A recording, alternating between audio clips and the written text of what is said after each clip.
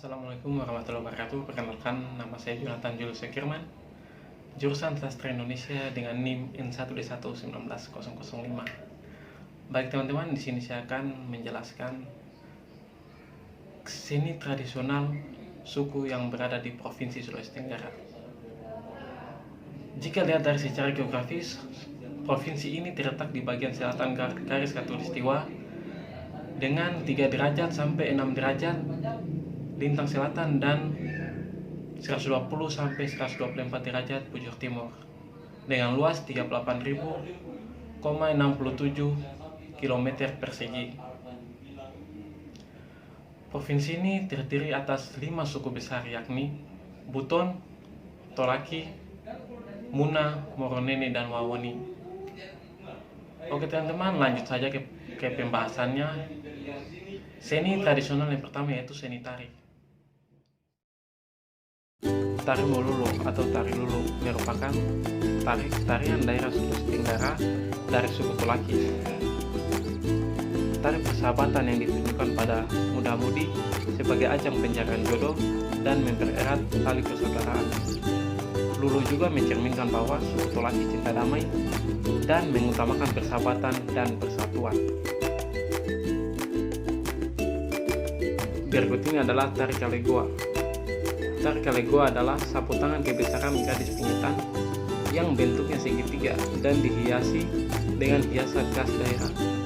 Tarian ini menggambarkan suka duka gadis-gadis Buton di dalam melaksanakan suatu tradisi adat Posuo atau pingitan.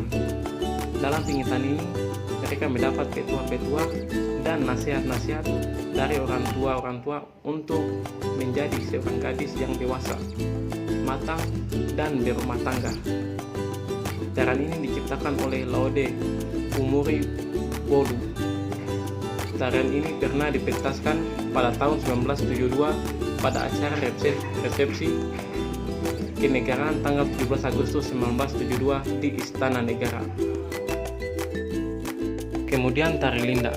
Tari Linda adalah tarian tradisional yang berasal dari Kabupaten Muna. Tarian ini diiringi dengan alat musik bololo serta dipadukan dengan nyanyian tradisional. Tari Linda biasanya dimainkan oleh beberapa orang dalam setiap penampilan. Biasanya suku Muna mengadakan tari Linda pada acara-acara daerah atau acara perlombaan budaya Muna. Tarian ini diciptakan sebagai suatu perwujudan tradisi masyarakat di daerah Muna dalam hal pemingitan anak-anak mereka dikala memasuki alam kedewasaan. Pertumbuhan tarian tersebut kemudian meluas sampai ke daerah Buton, sehingga sekarang ini telah menjadi tarian tradisional yang sangat populer di daerah tersebut. Tarian dari Sulawesi Tenggara berikut ini adalah tari Lumense. Tarian suku Moronene di Pulau Kabaina atau Toko Tua, Kabupaten Bombana. Istilah Lumense bisa diartikan menangis atau lumee sambil berloncat-loncat atau ENC. Tari yang dulunya sakral ini digunakan untuk menyambut tamu pada pesta-pesta rakyat.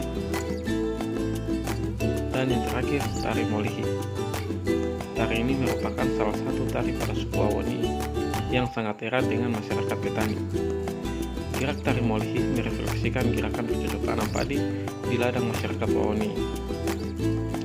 Makna gerak tari Molihi menggambarkan kekuatan, ketenangan, kesabaran, kerja keras, tanggung jawab, dan kebersamaan. Adapun aspek pendidikan dalam tari Molihi yakni nilai religius, sosial, kerja keras, gotong royong, kesabaran, dan disiplin. Teman-teman, tadi kita sudah melihat tarian suku-suku yang berada di Provinsi Sulawesi Tenggara. Kemudian kita akan lanjut yang kedua, yaitu pakaian adat suku-suku yang berada di Provinsi Sulawesi Tenggara. Pakaian adat. Yang pertama, pakaian adat suku Tolaki.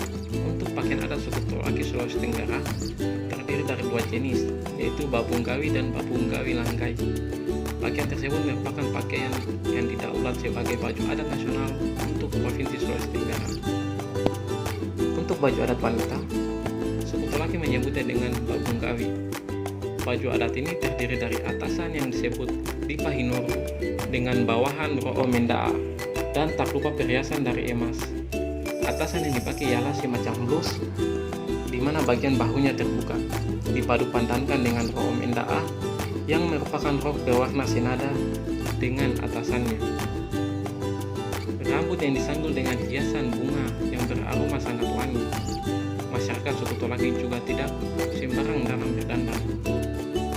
Hal tersebut karena terdapat kepercayaan yang mengharuskan mereka berdandan secara berurutan. Sedangkan baju adat untuk pria ialah babung gawi langgai. Baju adat untuk pria khususnya mempelai pria terdiri dari atasan dengan panjang tanpa kancing yang disebut kanbiu. Baju ini memiliki belahan di tengahnya yang dihiasi dengan manik-manik warna emas di bagian lengan, leher, dan belahan baju. Untuk bawahannya, para pria menggunakan celana panjang yang biasa disebut salu aroala. Kemudian sebagai hiasan, para pria juga menggunakan sapundoko mungai atau sapu tangan yang memiliki warna cerah senada dengan baju yang dikenakan. Dan yang terakhir, pria wajib membawa keris atau di Sulawesi disebut leko. Leko merupakan senjata tradisional yang digunakan sebagai perlindungan diri. Yang kedua, pakaian adat Buton. Pakaian adat Buton Sulawesi Tenggara hanyalah berupa sarung dan ikatan kepala dengan nuansa berwarna biru. Suku Buton biasanya tidak mengenakan baju, hanyalah kain-kain biasa.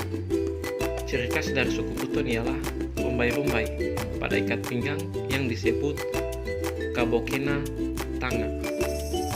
Penggunaan ikat kepala atau biru-biru yang ditumpuk menjadi beberapa lipatan juga menjadi ciri khas suku Buton. Bagi para wanita suku Buton, mereka memakai baju komboa. Pakaian adat ini terdiri dari baju lengan pendek tanpa kancing yang disebut bia-bia hitam dengan motif kotak-kotak kecil. Para wanitanya juga menggunakan beberapa perhiasan seperti cincin, gelang, dan anting berbahan emas mulia. Ketiga, pakaian adat suku Muna. Suku Muna biasanya kaum prianya mengenakan baju atau badu, sarung atau beta, celana atau sala, kopi atau songko, atau ikatan kepala campurui.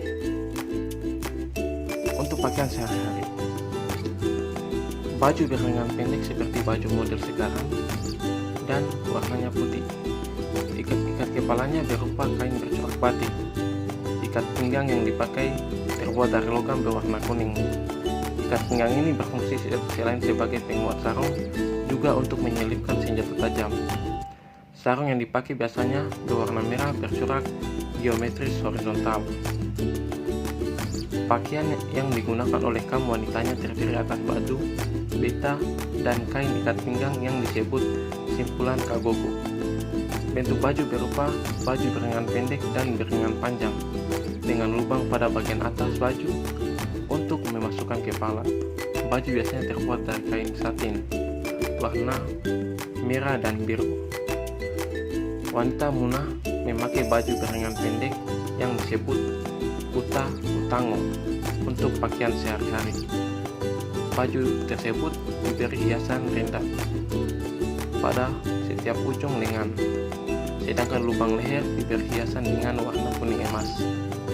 Sarung yang mereka kenakan umumnya berwarna merah, biru, hitam, coklat, atau warna gelap lainnya dengan corak garis-garis horizontal. Oke teman-teman, dan yang terakhir adalah alat musik. Alat musik yang pertama yaitu lado-lado. Lado-lado merupakan alat musik tradisional yang berasal dari Kabupaten Muna. Cara memainkan alat musik ini yaitu dengan gesek. Alat musik klasik ini juga terbuat dari kayu atau bambu yang dibentuk seperti gitar. Dan jika Anda melihatnya secara langsung, memang agak sulit karena bentuknya juga menyerupai gambus. Alat musik yang kedua yaitu gambus. Gambus merupakan alat musik petik tradisional yang seperti mandolin yang berasal dari Sulawesi Tenggara. Memiliki senar paling banyak hanya 3. Sebenarnya alat musik ini asalnya dari daerah Timur Tengah.